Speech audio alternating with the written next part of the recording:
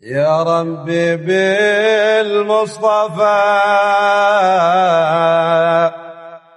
بلغ مقاصدنا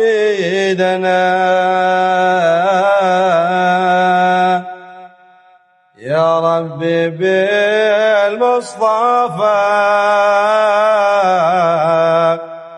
بلغ مقاصدنا واغفر لنا ما مضى يا واسع الكرم. Seorang tabi'in yang bernama Hasan bin Yasar al-Basri, kelahiran tahun 21 Hijriah.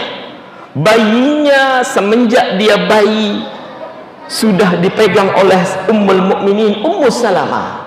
Lantaran ibu dari Hasan al-Basri adalah bekerja dengan istri Rasulullah, Ummu Salamah. Semenjak bayinya Hasan al-Basri selalu digendong oleh Ummul Mukminin Sayyidah Ummu Salamah. Berbagai event dibawa sang bayi menuju sahabat-sahabat Rasulullah SAW. Bahkan Umar bin Khattab pernah mendoakan kepada sang bayi Hasan al-Basri, Allahumma faqihhu fid din. Ya Allah, berikan dia kefahaman dalam agama. Wa ahbibhu ilan nas. Ya Allah, berikan, tebarkan kecintaan kepada orang-orang ketika melihat orang ini. Inilah Hasan al-Basri, orang yang selalu taat, orang selalu beribadah, orang yang benar-benar istiqamah, la yakhafu fillahi laumata laim. Ketika ada sebuah kebenaran yang dia baca, ketika ada sebuah hak yang benar-benar disepakati oleh orang banyak, maka tak urung dia tidak akan menolak siapapun yang menolak kema'rufan, siapapun yang benar-benar menebar kemungkaran. Orang yang punya diri istiqamah akan berusaha memperbaikinya dengan cara apapun. Inilah yang dialami oleh Hasan al-Basri ketika Al-Hajjaj bin Yusuf as-Saqafi, seorang pemimpin yang zalim, berada di kota Irak, yang memusnahkan dan mematikan ribuan orang lantaran hanya ingin menginjak kekuasaannya. Lihat kepada Hasan al-Basri ketika kepongahan sang pemimpin Al-Hajjaj bin as-Saqafi, ketika kesombongan yang sudah merenggut sang penguasa Al-Hajjaj yang terkenal dengan kezalimannya. Di suatu saat ketika rakyat Irak tak bergeming rasakan rasa takut bila menolak kemauan sang Al-Hajjaj, seorang gubernur di kota Wasit antara Kufah dan Basrah di kota Irak, membangunlah Al-Hajjaj sebuah gedung istana yang begitu sangat megah. Kebanggaannya ditakuti rakyatnya, kebanggaannya menguasai seluruh antero kota Irak saat itu, memaksa rakyatnya untuk masuk melihat, mengagumi ciptaannya dan buatannya, sebuah istana megah yang begitu sangat dahsyat indahnya. Masuklah berduyun-duyun rakyat Irak. Diharap dengan masuknya mereka mengucapkan decak kagum kepada sang penguasa yang telah berbuat membangun sebuah istana yang sangat megah. Namun lihat kepada tabi'in Hasan al-Basri yang ingin memberikan sebuah renungan di atas kenikmatan, di atas kekuasaan yang zalim, harus ada satu minimal yang memperingati, sesungguhnya bukan hanya kemaksiatan yang engkau akan pertanggungjawabkan di hadapan akhirat.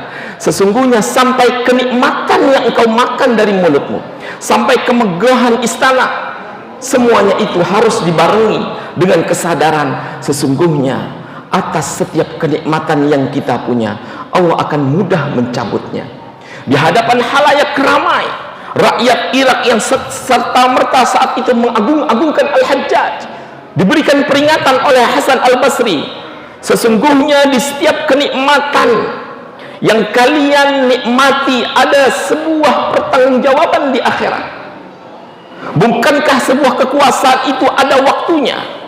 Pernah Fir'aun diceritakan dalam Al-Quran kemegahan, kehebatannya yang tidak bisa dicapai orang saat ini, namun tidak urung akhirnya harus hilang dan punah lantaran kesombongannya.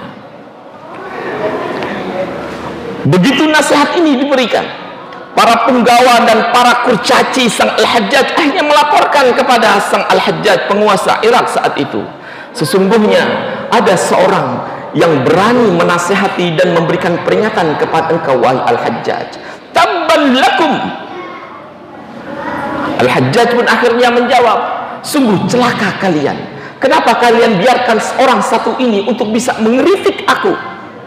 Balasannya adalah mati. Siapkan algojo, siapkan pedang, siapkan karpet untuk bersimbah darah untuk orang yang satu ini. Keesokannya akhirnya disiapkanlah semua itu, segala rencana untuk membunuh Hasan al-Basri. Dipanggillah sang Hasan al-Basri menuju istana. Namun lihat kepada seseorang, innal ladzina qalu rabbuna Allah tsumma istaqamu tatanazzalu alaihimul malaikatu alla takhafu wa la tahzanu. Sesungguhnya orang yang mengatakan Tuhanku adalah Allah, kemudian dia beristiqamah, malaikat pun akan datang kepadanya seraya berkata kepadanya, janganlah engkau takut dan janganlah engkau bersedih. Dimulai berangkat dari depan rumahnya, doa yang dilakukan oleh Hasan al-Basri, mulutnya terus berkomat kamit, Allahumma ya waliya ni'mati wa maladhi inda kurbati.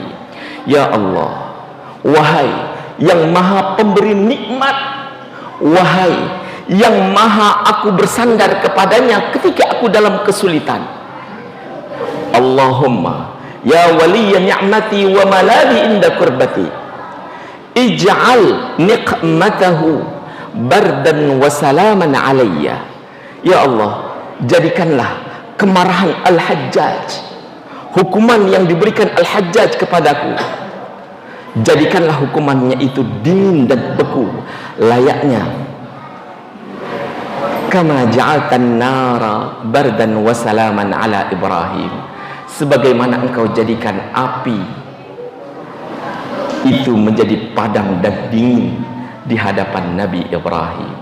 Allahumma ya waliya ni'mati wa maladhi inda kurbati ij'al niqmatahu bardan wa salaman alayya kama ja'alta an-nara bardan wa salama ala Ibrahim.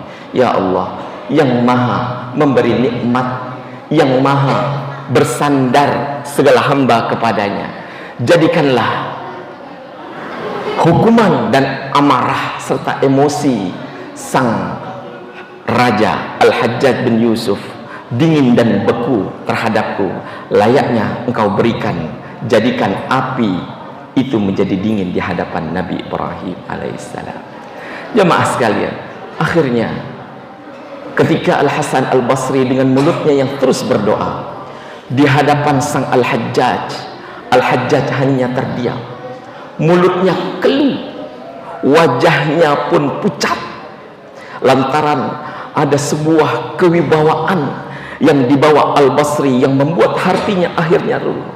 Hayya bina najlisu ma'i, mari wahai Hasan, duduklah bersamaku. Segala apa yang sudah dia niatkan untuk membunuh akhirnya terpencah. Akhirnya masuklah dalam pembicaraan masalah agama, masalah fiqih, masalah aqidah.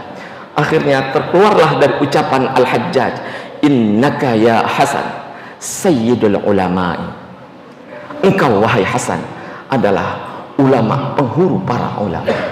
Diambillah akhirnya segala macam parfum wangi-wangian, diberikanlah kepada Hasan dan disiramlah kepada baju Hasan, masuk ke dalam lihyahnya untuk diberikan parfum-parfum. Silakan wahai Hasan, pulanglah ke rumahmu. Sang penggawa yang sudah bersiap untuk memenggal kepalanya terheran, ada apa wahai Hasan? Begitu sampai keluar istana, sang Hasan pun bertanya, apa yang kau lafazkan sehingga sang Hajjaj pun akhirnya tak bisa berkutik? Akhirnya diberitahukanlah doa itu kepada para penggawanya. Jemaah sekalian, sesungguhnya doa yang kita lantunkan tidak pernah Allah menolak doa yang kita, selama kita mau mengangkat tangan, memanjatkan doa, meminta. Inna doa huwal ibadah, sesungguhnya doa itu adalah ibadah.